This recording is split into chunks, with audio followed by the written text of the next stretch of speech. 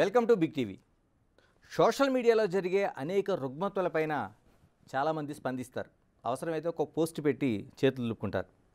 కానీ దీనిపైన పోరాటం చేసేవాళ్ళు మాత్రం కొద్దిమందే కనిపిస్తారు. అలాంటి వారిలో యువ సామ్రాట్ రవి ఒకరు. ఆయనకి ఇక్కడ ఏది అనిపిస్తుందో దీంతో మాట్లాడతారు. మనతో రవి ఉన్నారు. రవి గారు నమస్తే. నమస్తే సార్.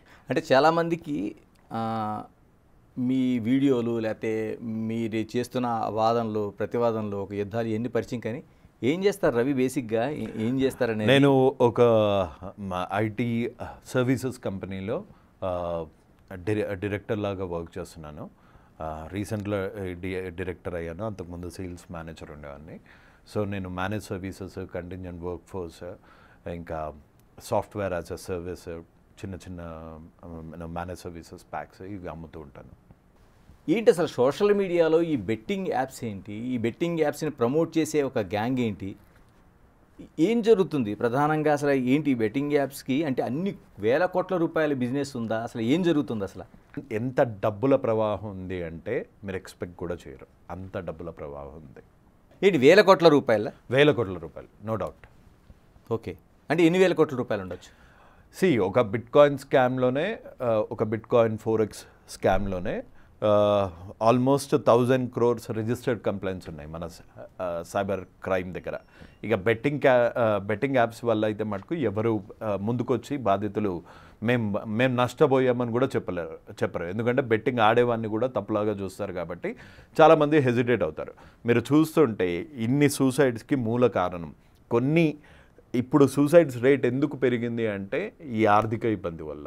ఆర్థిక ఇబ్బంది సాఫ్ట్వేర్ ఇంజనీర్ వీడికి ఆర్థిక ఇబ్బంది ఎందుకు, రైతుకు ఆర్థిక ఇబ్బంది ఎందుకు వచ్చింది అంటే ఈ బెట్టింగ్ యాప్స్ ఈ ఇన్ఫ్లుయెన్సర్స్ చేయబట్టి సిటీసే కాకుండా గ్రామాల్లోకి వెళ్ళిపోయింది. ఈ ఇన్ఫ్లుయెన్సర్స్ ఏం చేస్తారు అంటే దానిలో ఒక టెలిగ్రామ్లో ఒక ఛానల్ పెట్టి, ఇప్పుడు మీరు అనొచ్చు according to 13 of AP gaming act 1964 police can apprehend with or without warrant gaming act. ఇప్పుడు మన ఇద్దరం కార్డ్స్ ఆడుతుంటే పోలీసులు వచ్చి ఇదే స్పాట్లో వితౌట్ వారెంట్ మన ఇద్దరిని అరెస్ట్ చేయొచ్చు.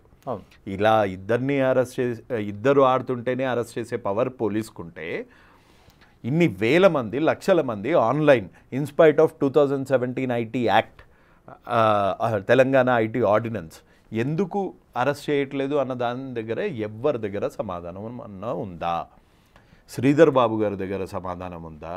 అంతకుముందు ఐటీ మినిస్టర్ లాగా ఉన్న కేటీఆర్ గారి దగ్గర సమాధానం ఉందా?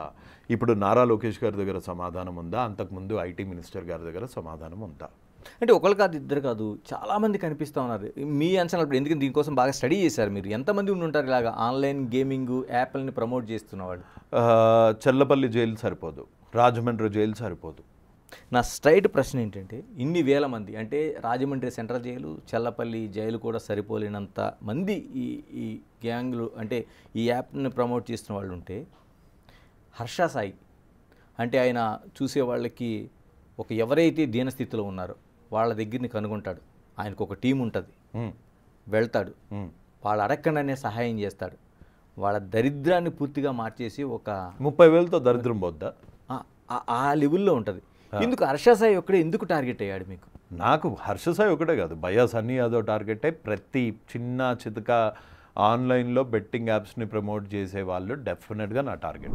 ఇప్పుడు ప్రోబో అన్న ప్లాట్ఫామ్ తో కేవలం మీ ఆసక్తికరమైన topics like news, sports, knowledge ఇలాంటి వాటికి సంబంధించిన సింపుల్ క్వశ్చన్స్ కి ఎస్ ఆర్ నో అని సమాధానం చెప్తూ ప్రాఫిట్స్ ని పొందే అవకాశం ఉంది. ఉదాహరణకి ఈ రోజు జరగబోయే ముంబై వర్సెస్ ఢిల్లీ మ్యాచ్ లో ముంబై గెలుస్తుందా? Yes or no. ఒకవేళ మీరు అనుకున్నది కనుక కరెక్ట్ అయితే ప్రాఫిట్స్ ని పొందొచ్చు. ప్రోబోని ఆల్మోస్ట్ 2.5 కోట్ల మంది వాడుతున్నారు. ఇక్కడ అమౌంట్ ని add and withdraw, UPI and phone pay లాంటివి వాడి చేయొచ్చు. నేను హర్ష సాయి మీద ఎందుకు ఫోకస్ చేశాను అంటే హర్ష సాయి ముందు మొదలు పెట్టాడు, ఈ మంచితనం అనే ముసుకేసుకున్నాడు, నేను హెల్ప్ చేస్తున్నాను అనే ముసుకేసుకున్నాడు. ఇప్పుడు వీరప్పన్ని పట్టుకోవడానికి 50 ఏళ్ళు ఎందుకు 40 ఏళ్ళు ఎందుకు అయింది? మీ దగ్గర ఆన్సర్ ఉందా? ఎందుకంటే ఎంతో కొంత ఆ లోకల్లో సింపతి అనే ముసుకేసుకున్నాడు.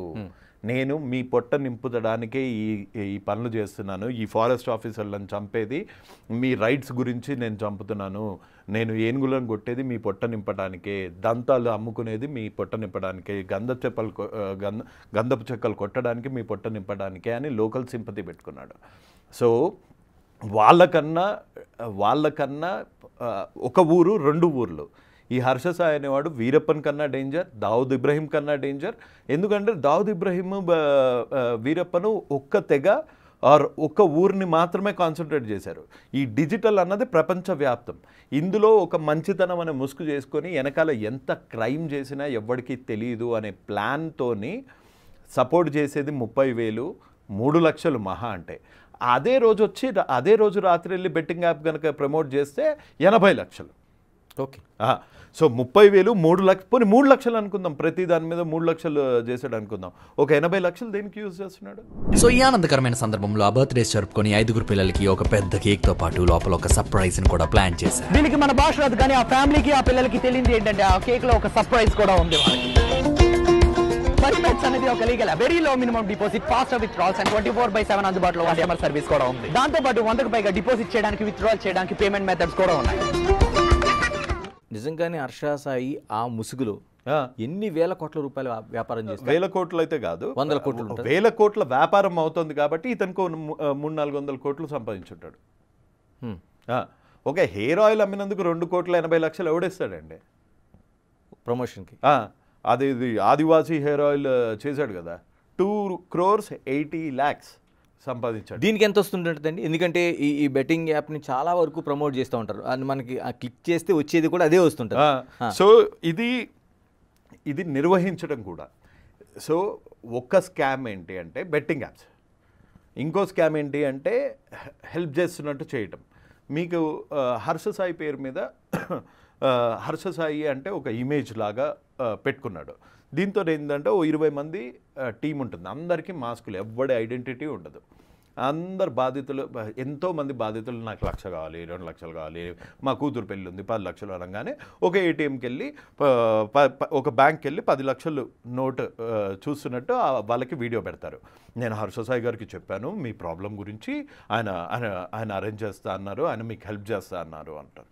ఇలాగానే కట్ చేయగానే ఒక పెద్ద 10 లక్షలు తీసుకొని బ్యాంక్ మేనేజర్ దగ్గరికి వెళ్ళినట్టు వీడియో పంపిస్తారు బాధితులకి. పంపించగానే అబ్బా ఇంకేంటి మా హర్ష సాయి 10 లక్షలు తీసుకొచ్చేస్తున్నాడు, నాకు వచ్చేస్తుంది, నా లైఫ్లో అంత దరిద్రం. ఇంత లోపల ఒక వీడియో కాల్ వస్తుంది, అందులో హర్ష సాయే స్వయంగా ఉంటాడు. ఇప్పుడు ఇంకొన్ని రోజులు వదిలేస్తే ఈ పర్టికులర్ సీక్వెన్స్ మీకు మొత్తం చెప్పండి. బ్యాంక్లో ఉండి బ్యాంక్ మేనేజర్ గారు ఇంత 15 లక్షలు అంటే 10 లక్షలు అంటే దానికి జీఎస్టీ కట్టమంటున్నారు, మీరు అర్జెంటుగా జీఎస్టీ డబ్బులు మటుకు పంపేయండి, మీకు మీ అకౌంట్లో ఈ 10 లక్షలు పడతాయి అని చెప్తారు. ఆ వెనకాల ముసుకేసుకున్న ముసుగు వీరులు 5,000, 10,000, 15,000 జీఎస్టీ అంటారు, 100 స్టోరీలు చెప్తారు, படக்கன்னு வச்சாரு. சார் ப்ராஃபிட் சம்பாதிக்கலாம்னு பார்த்தா ஸ்டாக் மார்க்கெட் ரொம்ப கன்ஃபியூசிங்கா இருக்கு. ரிலாக்ஸ். இப்ப ப்ரோபங்கிற பிளாட்ஃபார்ம்ல உனக்கு ரொம்பவும் பிடிச்ச டாபிக்ஸான நியூஸ், ஸ்போர்ட்ஸ், நாலேஜ் இதுக்கு சம்பந்தப்பட்ட சிம்பிள் क्वेश्चंसக்கு எஸ்ஆர் நோன ஆன்சர் பண்ணி ப்ராஃபிட்ஸை சம்பாதிக்கலாம். அது எப்படி? ஃபார் எக்ஸாம்பிள் இன்னைக்கு நடக்க போற மும்பை vs டெல்லி மேட்ச்ல மும்பை ஜெயிக்குமா? Yes or no? Yes sir. இல்ல உன்னோட கான்ஃபிடன்ஸை பொறுத்து குவாண்டிட்டி இன்க்ரீஸ் பண்ணி ட்ரேட் பண்ணலாம். நீ நினைச்சது சரியா இருந்தா உனக்கு ப்ராஃபிட்ஸ் கிடைக்கும். విడుదల రజనీ గారి అఫీషియల్ అకౌంట్ నుంచి ఇవాళ బస్ చేశారు. వాళ్ళ అఫీషియల్ పేజ్ కాదు, అఫీషియల్ ఫ్యాన్ పేజ్ నుంచి ఒక ప్రమోషన్ వస్తుంది. ఆ ప్రమోషన్ ఎలా ఉంటుంది అంటే చూపించొచ్చా? నేను చూపించండి. ఇదిగోండి, విడుదల రజనీ గారి 250K 2,50,000 మంది ఉన్న సబ్స్క్రైబర్స్. అంటే విడుదల రజనీ గారికి ఇది నోటీస్లో లేకుండా అయితే ఈ పేజ్ లేదు. ఈ పేజ్లో నుంచి వచ్చిన యాడ్ ఏంటంటే, did you know if you are from middle class family then please message her, she will definitely help you. నాకు ముందే తెలుసు కాబట్టి నేను ముందు మెసేజ్ చేశా. మెసేజ్ చేయంగానే నన్ను బ్లాక్ చేశారు, కానీ స్క్రీన్ షాట్స్ ఆల్రెడీ తీసేసుకున్నా. 2,000కి 16,000, 20,000కి 1,50,000, 20,000కి 1,50,000 అంటే ₹1,00,000 ఉన్న ఒక పేద రైతు లేకపోతే ఒక స్టూడెంట్ ఫీజు కట్టాల్సి ఉండదు. మా నాన్నకి ఈ 40,000 ఫీజు కట్టడానికి మా నాన్నకి ఇంత కష్టం వచ్చింది, ఈ 40,000తోని హర్ష సాయి లాంటి వాడు ప్రమోట్ చేశాడు, అంత మానవోత్తముడు పురుషోత్తముడు దీన్ని ప్రమోట్ చేశాడు, ఫటక్కని పెట్టేసి మా నాన్నకి ఖర్చు లేకుండా చూద్దాము అనుకొని మోసపోయిన వాళ్ళు ఇంతమంది. కదండి హర్ష సాయిని చూస్తుంటే ఒక కోటీశ్వరుడిలాగా తన దగ్గర ఏదో తనకి అవసరాలకు మించి ఓ డబ్బున్నట్టు సొసైటీకి ఏదో నేను సహాయం చేస్తున్నట్టుగా మనకు ఆ వీడియోలు అంటే అవన్నీ ప్లాండేనా? అసలు ఎవరన్నా అడిగారా ఇప్పటివరకు నీ సోర్స్ ఆఫ్ ఇన్కమ్ ఏంటి? ఫస్ట్ రూపాయి చేసినప్పుడు ఫస్ట్ లైవ్లో పెట్టి తంబోలా గేమ్లు హెల్పింగ్ గేమ్లు ఆడి కోట్లు గొలగొట్టాడు. అక్కడే లక్షలు గొలగొట్టాడు. ఒక ఫేక్ వాళ్ళని క్రియేట్ చేసి వాళ్ళకి హెల్ప్ చేస్తున్నట్టు చూపించి క్రౌడ్ ఫండింగ్ 1 లక్ష రూపాయలు 2 లక్షలు రాగానే ఇంటర్నెట్ ప్రాబ్లం వస్తుంది అని టక్కని లైవ్ ఆఫ్ చేస్తాడు. ఆ లైవ్ ఎక్కడ ఉంచడు, తీసేస్తాడు. కానీ మనోడి థర్డ్ క్లాస్ తెలివి ఏంటి అంటే యూట్యూబ్ కుకీస్లో కూడా ఆ లైవ్లు ఉండవు అని థర్డ్ క్లాస్ తెలివి. కానీ కరెక్ట్గా గనక పోలీస్ యాక్షన్ చేస్తే ఆ కుకీస్ నుంచి మొత్తం భాగోతము ఈ ఫేక్ హర్ష సాయి అనుకుంటూ హర్ష సాయి టీం చేసే ఘోరాలు డెఫినెట్గా 10 నిమిషాలు ఏ పోలీస్ ఆఫీసర్ అన్నా ఎవరన్నా ఒక 5 నిమిషాలు గనక కాన్సన్ట్రేట్ చేస్తే మీరు పేదవాళ్ళ డబ్బులు కనీసం ఒక 10,000 కోట్లు అయితే ఈజీగా సేవ్ చేసిన వాళ్ళు అవుతారు. ఇప్పుడు అక్కడ హర్ష సాయి ఆ లైఫ్ స్టైల్ చూస్తే ఖరీదైన కార్లు, ఒక ఖరీదైన ఒక 10 మంది body guard hotels, body guards. మీరు చిరంజీవి గారిని ఎప్పుడైనా చూసారా? చిరంజీవి గారికి కూడా 10 మంది బాడీ గార్డులు ఉండరు. పవన్ కళ్యాణ్ గారికి కూడా 10 మంది బాడీ గార్డులు ఉండరు. కొన్నిసార్లు వర్షం కూడా ఆడనే ఒక గంట ఆపలేదు. బ్యాటరీ న్యూస్ అన్న ప్లాట్ఫామ్ తో స్పోర్ట్స్ అప్డేట్స్ ని పొందడం మాత్రమే కాదు, ఎన్నో గేమ్స్ ని ఆడొచ్చు, క్యాష్ ని గెలవచ్చు. స్కై అనే ప్రోమో కోడ్ ని వాడి మీ డిపాజిట్ పైన 150% బోనస్ తో పాటు 50 ఫ్రీ స్పిన్స్ ని కూడా పొందొచ్చు. ఇప్పుడు ఇవన్నీ చూస్తుంటే ఒక పెద్ద మాఫియాలా కనిపిస్తోంది. మీరు చెప్తున్న మాటలు చూస్తుంటే బెట్టింగ్ యాప్స్ ప్రమోషన్ అనేది ఒక నాట్ ఓన్లీ చిన్న ప్రమోషన్ లా కనిపించలేదు, పెద్ద మాఫియానే ఉంది దీని మీద. లేకపోతే ఇంత బ్రాడ్ లైట్లో ఇన్ని ప్రూఫ్స్ ఉన్న వ్యక్తి, ఇన్ని ప్రూఫ్స్, బెట్టింగ్ యాప్స్ ప్రమోట్ చేశాడని ప్రూఫ్ ఉంది, డబ్బులు తీసుకున్నాడని ఉంది, సాయం చేసింది కొంతే అని ప్రూఫ్ ఉంది, మనుషుల్ని ఫ్రాడ్ చేశాడు అన్న ప్రూఫ్ ఉంది. ఏ పోలీస్ వాళ్ళు, ఏ గవర్నమెంట్ దీని మీద ఎందుకు చర్యలు తీసుకోలేదు? రవికిరణ్ గారు, ఎక్కడ మీకు ఆ పాయింట్ టచ్ చేసింది? ఎందుకంటే ఈ బెట్టింగ్ యాప్స్ ప్రమోషన్ మంది చనిపోతున్నారు. ఉప్పల్లో చనిపోయిన అబ్బాయి, నేను ఆ పేరు చెప్పను, ఉప్పల్లో బెట్టింగ్ యాప్స్ వల్ల సూసైడ్ చేసుకున్న అబ్బాయి వాళ్ళ వైఫ్ 8 నెలల గర్భవతి, మిస్క్యారేజ్ అయితే మొన్న ఒక 4 వారాల కిందట 3 ఏళ్ల పిల్లోడికి విషం ఇచ్చి ఫ్యామిలీ అంతం. అప్పుల బాధ తీర్చలేక ఒక రైతు ఆత్మహత్య. రైతు ఎక్కడ నష్టపోయాడు అంటే ఈ యాప్స్లలో నష్టపోయాడు. ప్రతి ఒక్క స్కామ్. బిట్కాయిన్ ట్రేడర్ అంట, బిట్కాయిన్ అన్నది లీగల్ ఇండియాలో. అట్లా ఓపెన్గా పబ్లిసిటీ ఇస్తుంటే బ్రాడ్ డే లైట్లో ఇంత క్రైమ్స్ అవుతుంటే, ఇంత వాల్యూమ్స్లో క్రైమ్స్ అవుతుంటే ఎందుకు ఎవరు దీన్ని కాన్సన్ట్రేట్ చేయట్లేదు? ఏమైనా సార్ అందుకనే 3 వారాల నుంచి నేను నోరు మూసుకొని ఉన్నాను. ఒక లీగల్గా యాక్షన్ తీసుకోవాలంటే, ఒక పిల్లి వేయాలంటే మీ దగ్గర పూర్తిగా దానికి సంబంధించిన డేటా ఉండాలి, సాక్ష్యాలు ఉన్నాయి, బ్యాంక్ స్టేట్మెంట్స్ ఉన్నాయి, హవాలా లావాదేవీలు ఉన్నాయి, ప్రతి ఒక్క ఇన్ఫర్మేషన్ ఉంది. ఎంతమందిని ఇలాగా అంటే హర్ష సాయితో పాటు ఎంతమందిని వర్కౌట్ చేశారులా మీరు? కనీసం 2-3 అయినా అన్నారు. అంటే వాళ్ళ బ్యాంక్ డీటెయిల్స్ కానీ ఈ ప్రతి ఒక్క డీటెయిల్స్. ఇది నేను పర్సనల్గా తీసుకొని నేను ఫైట్ చేస్తున్న ఇష్యూ. నాకు దీనికి డబ్బులు అవసరం లేదు.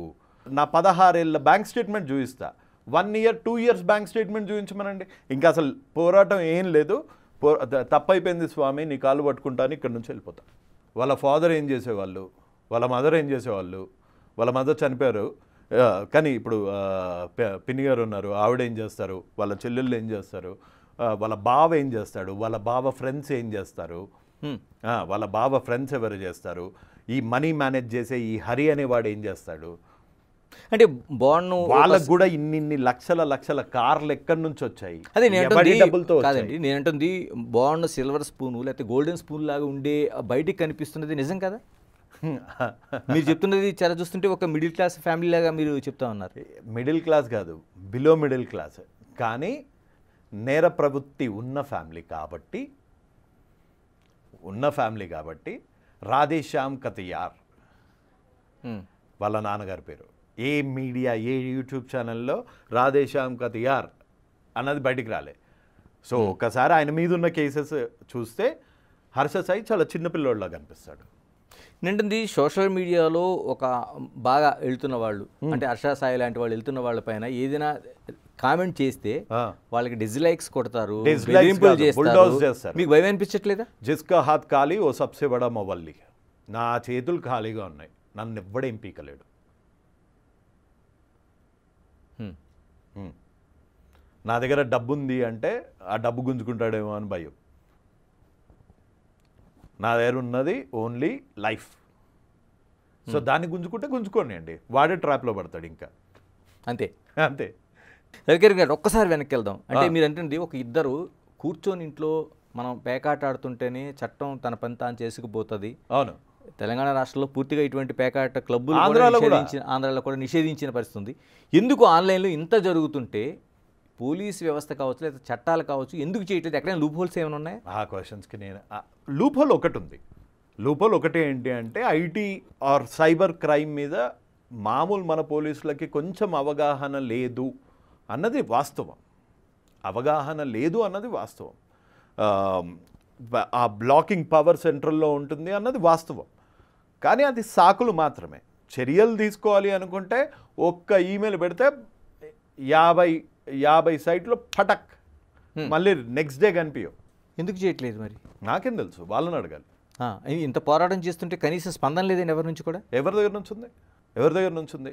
లోకేష్ గారికి థ్యాంక్ యూ, ఆయనకి చెప్పాను, ఆయనకి ప్రాబ్లం చెప్పాను. దీన్ని లాంగ్ టర్మ్లో దీన్ని కంట్రోల్ చేయడానికి ఎట్లాంటి మెజర్స్ కావాలో దాని మీద ఒక యాక్షన్ ప్లాన్ ఆయన రెడీ చేయమన్నారు, చేస్తున్నాను. What about Telangana? అప్రోచ్ అవ్వడానికి ట్రై చేస్తున్నాను కానీ దొరకట్లేదు. శ్రీధర్ బాబు గారు ఉన్నారు, మీరు 10 కాల్స్ చేశాను. ఓకే, 10 కాల్స్ చేశాను, స్పందన లేదు.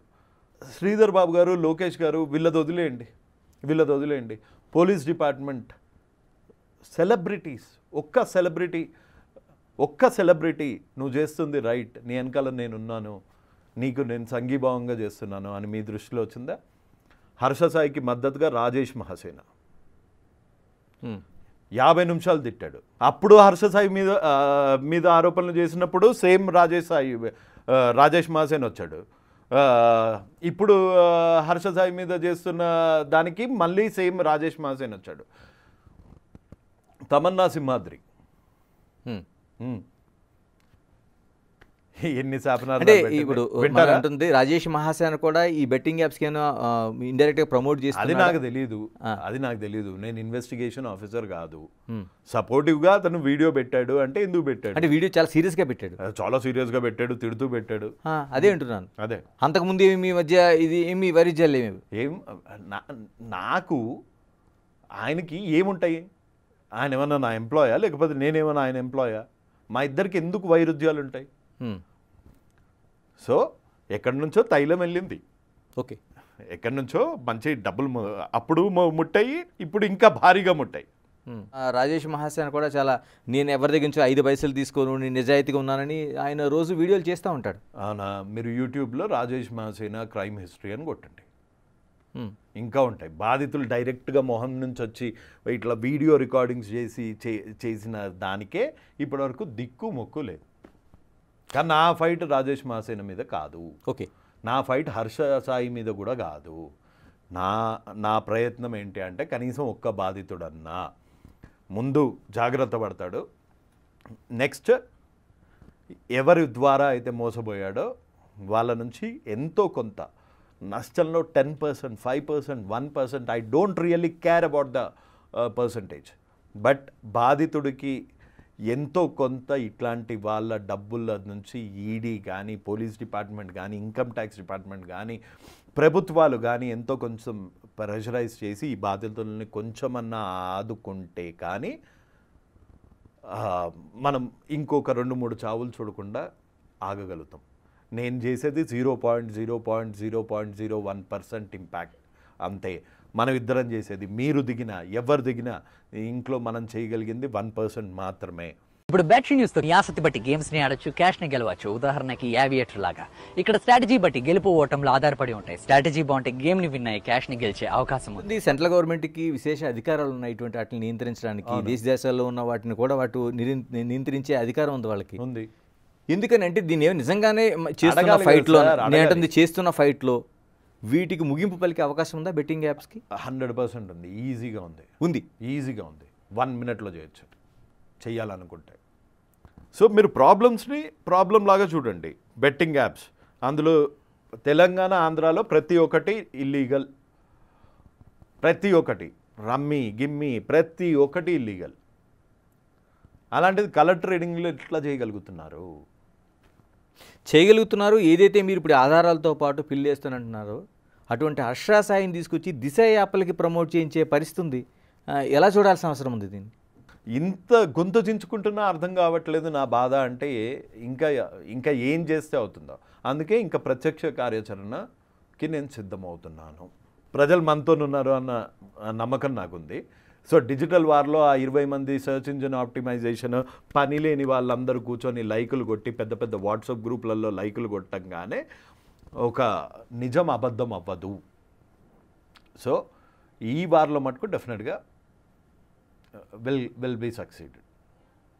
ఇంకా మిగతా వాళ్ళు అంటే ఏదో ఒక టూర్లు వేస్తున్నట్టు మోటార్ బైక్ల మీద ఇవన్నీ ఒక కలరింగ్ ఉంది కదా. వీళ్ళిద్దరిని తీసి వీళ్ళిద్దరి మీద ఈడీ కేసెస్ వేసి వీళ్ళిద్దరు ఆస్తులు జప్తు చేసి బాధితులకి న్యాయం చేస్తే మిగతా ఉన్న బ్యాచ్ అంతా అసలు కనిపించరు.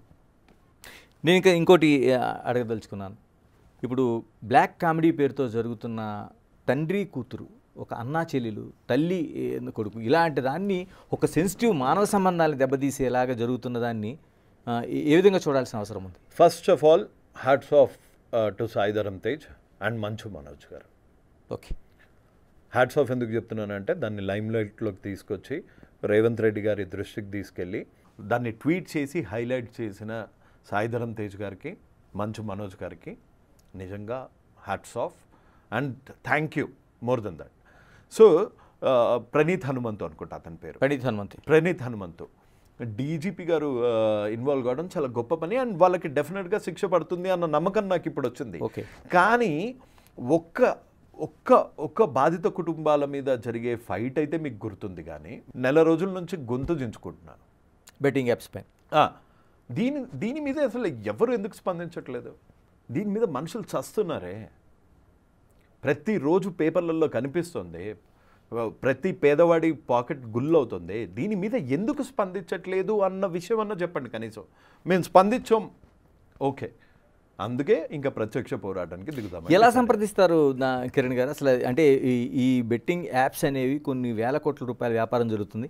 ఈ ఇన్ఫ్లుయెన్సర్స్ని ఎలాగా సంప్రదిస్తారు అసలు? యాక్చువల్గా సింపుల్ మెసేజ్తోనే. మీరు కామెంట్ చేశారు, బిగ్ బాస్ నుంచి వచ్చిన వాళ్ళు, ఆ హౌస్కి వెళ్ళి వచ్చిన వాళ్ళు ఇన్ఫ్లుయెన్సర్గా చాలా వరకు దీన్ని ప్రమోట్ చేస్తున్నారని ఒక బలమైన కామెంట్ చేశారు. ఫిలిం యాక్టర్స్ అలీగారు చేయలేదా? ఓకే, మీరు మీడియాలో చూడట్లేదా? ఇన్స్టాగ్రామ్లో చూడట్లేదా? అలీగారు చేయలేదా? అలీగారి వైఫ్ చేయట్లేదా? 200 మందికి బిర్యానీ ఇచ్చేసి 2 లక్షల రూపాయలు 10 లక్షల రూపాయలు బెట్టింగ్ యాప్స్ మీద సంపాదించడం తప్పు కాదా? అసలు ఇస్లాంలో అది ఉందా? బెట్టింగ్ యాప్స్, ఇస్లాంలో బెట్టింగ్ యాప్స్ అనేది లేదు. అది చాలా పెద్ద పాపం. అయినా చేస్తున్నారు ఎందుకు? దాని మీద ఎందుకు స్పందించట్లేదు సాయి ధరమ్ తేజ్ గారు? దాని మీద ఎందుకు ప్రశ్నించట్లేదు పవన్ కళ్యాణ్ గారు? అలీ గారు అంటే చిన్న పిల్లోడేం కాదు కదా. Same industry. తెలంగాణ, ఆంధ్రాలో బెట్టింగ్ అన్నది బంద్ అన్నది తెలుసు కదా. ఆ మాత్రం అవగాహన లేని మనిషి కాదు కదా. నేను చేసింది తప్పు, నేను ఇక్కడ నుంచి చేయట్లేదు అని కూడా అనట్లేదు. కంటిన్యూ అవుతుందా ఇప్పుడు? హాయిగా కంటిన్యూ అవుతుంది. ఇప్పుడు మీ పిల్లలు వాళ్ళు కూడా ఉంటుంటారా? అది చెప్పలేం. నేను ఎవరిని బెదిరించట్లేదు, పోరాడుతున్నా అంతే. మరోవైపు నా అన్వేషణ లాంటి వాళ్ళు చాలా వరకు దీన్ని ప్రమోట్ చేయనని బహిరంగంగా చెప్తున్నారు. వాళ్ళు అటువంటి వాళ్ళు కూడా ఎదురవుతున్నట్టున్నాయి చాలా కష్టాలు. వాళ్ళ జీవనోపాధి యూట్యూబ్ నుంచి కాబట్టి యూట్యూబ్ని కొడతారు. అది తెలుగు భాష కావచ్చు, లేకపోతే పెద్ద పెద్ద బడా సినిమాలు కావచ్చు, లేకపోతే రాష్ట్ర ప్రభుత్వాల తీరు కావచ్చు. యువ సామ్రాట్గా మీకు ఏది అనిపిస్తే అది మాట్లాడుతూ ఉంటారు. ఎందుకని అంత వాయిస్ బలంగా వినిపించడానికి? తప్పేం సార్, నేను ఎక్కడా హద్దులు దాటి మాట్లాడలేదు. పర్సనల్గా కించపరచలేదు. కామెడీ చేశానేమో కానీ తప్పు చేసి ఉంటానేమో కానీ కించపరచలేదు, పాపం చేయలేదు. సో దానికి ధైర్యం ఎందుకు?